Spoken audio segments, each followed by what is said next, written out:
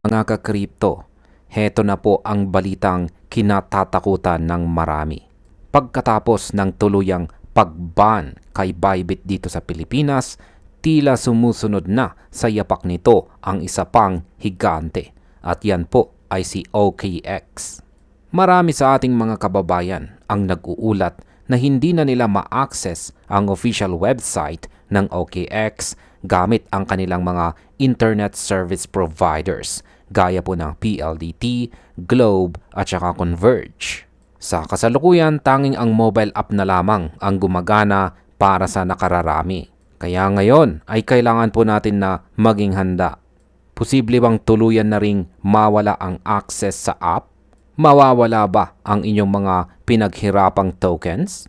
Sa video na ito ay pag-uusapan po natin ang numerical risk ng pananatili sa isang unregistered exchange at ang mga konkretong hakbang na dapat po nating gawin ngayon para protektahan ang ating portfolio. Huwag po tayong magpanik, pero huwag din tayong maging kampante.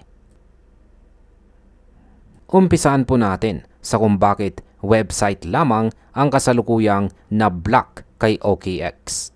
Ang ginagawa ng NTC at SEC ay tinatawag na DNS blocking o pag-uutos sa mga ISPs na harangan ang traffic patungo sa domain na okx.com. Kaya naman kapag sinusubukan ninyong mag-login sa inyong browser, connection timeout o access denied ang inyong makikita. Ang mobile app ay gumagamit po ng ibang paraan para kumonekta sa mga servers.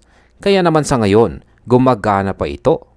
Pero tandaan po natin, noong naban si Binance at Bybit, nagsimula rin ito sa website bago unti-unting tinanggal sa Google Play Store at saka Apple App Store ang kanilang mga applications para sa mga IP addresses dito sa Pilipinas. Sa tingin ko po mga ka-crypto, ito po ay isang soft warning mula sa ating mga regulators. Binibigyan nila ng pagkakataon ang mga users na ayusin ang kanilang mga accounts bago ang tuluyang hard block. Ang numerical reality ay ganito. Si OKX ay isa po sa 10 mga exchanges na nasa listahan ng SEC simula pa noong nakalipas na taong 2025 na wala pang kaukulang lisensya bilang Virtual Asset Service Provider o VASP dito sa ating bansa. Kapag ang gobyerno ay naglabas na ng pinal na cease and desist order, pwedeng mawala ang app access anumang oras nang walang abiso. Ngayon ay pag-usapan naman po natin ang tungkol sa risk ng frozen assets. Ayon po sa mga data, libo-libong mga Pinoy traders ang may active P2P orders at staking positions kay OKX. Kapag tuluyang na-block ang app, mahihirapan po kayong mag-withdraw o mag-cancel ng inyong mga orders. Hindi naman kukunin ng OKX ang pera ninyo dahil safe naman ang funds sa kanila. Pero ang problema ay ang access. Paano mo ilalabas ang pera mo kung hindi mo na mabuksan ang pintuan? Pero may mga nagsasabi naman na gumamit ng VPN. Bagamat ang VPN o pagpapalit ng DNS ay isang temporary workaround, napakadelikado po nito. Ang OKX at iba pang mga exchanges ay meron po silang anti-fraud algorithms. Kapag nakita nila na ang IP address mo ay biglang lumundag mula Manila patungong Singapore o US habang nagwi-withdraw ka, pwedeng ma-flag ang account mo for suspicious activity at ma-freeze ang funds mo para sa verification. Sa gitna ng ban, napakahirap mag-submit ng KYC documents para i-unfreeze ang account kung ang region mo ay officially restricted na. Kaya naman, ang pinakaligtas na numerical strategy ay ang preemptive withdrawal. Ngayon ay pag-usapan naman po natin kung ano ang dapat gawin ng mga OKX users. Masasabi kong meron po tayong apat na emergency checklist dito na dapat po nating sundin habang may access pa tayo sa mobile app. Una ay withdraw to non-custodial wallets. Huwag hayaang nakatambay ang malaking halaga sa exchange. Ilipat ang inyong XRP, BTC o ibang mga tokens sa mga wallets kung saan kayo ang may hawak ng private keys gaya po ng Trust Wallet, MetaMask o mas mainam, isa pong hardware wallet. Pangalawa, isettle ang inyong mga P2P orders. Kung may mga pending P2P transactions po kayo, tapusin na ito ngayon.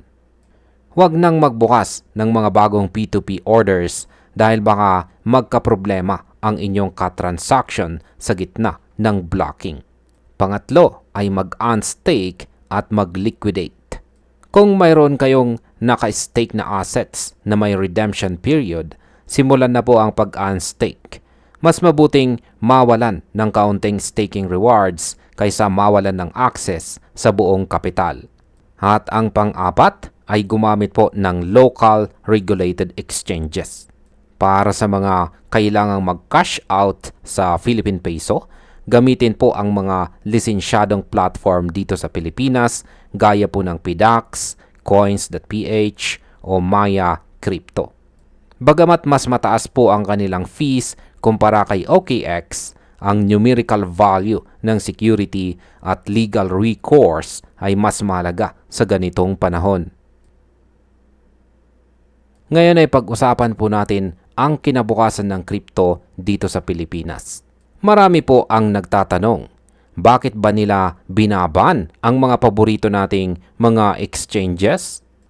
Ang numerical requirement ng SEC ay 100 million pesos na paid-up capital at pagkakaroon ng physical office dito sa ating bansa.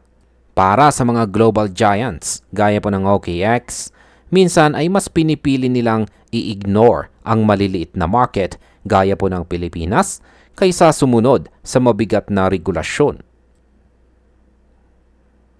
Masakit man tanggapin, pero ang direksyon ng ating gobyerno ay patungo po sa total compliance. Nakita natin ito kay Binance, nakita natin kay Bybit, at ngayon ay nararamdaman na natin kay OKX. Bilang mga Pinoy crypto enthusiast, kailangan nating maging adaptive. Hindi ibig sabihin na ban ang exchange ay tapos na ang crypto. Ang teknolohiya ng blockchain ay decentralized, kung saan ibig sabihin kahit anong ban ang kanilang gawin sa mga websites, hindi nila kayang iban ang mismong tokens sa inyong mga private wallets. Ang laban ngayon ay hindi na lang sa trading, kundi sa tamang pag-iingat ng assets. Sa kabuuan, ang pag-block sa website ng OKX ay ang huling babala. Kung ikaw ay may assets pa sa loob, huwag nang hintayin na magising ka bukas na hindi na rin mabuksan ang app. Ang numerical risk ay masyado pong mataas para sa maliit na convenience ng trading fees. Protektahan po ang inyong capital. Ilipat po ang inyong assets sa wallets na kontrolado po ninyo. Ang market po ay laging nandyan, pero ang capital po ninyo ay minsan lang mawala. Manatiling updated po dito sa aking channel na ito dahil babantayan po natin ang bawat galaw ng SEC at saka NTC tungkol dito. Not your keys, not your crypto. Maging matalino sa bawat click at bawat transfer. At hanggang dito na lamang po tayo sa video na ito mga ka-crypto. Marami pong salamat sa panonood.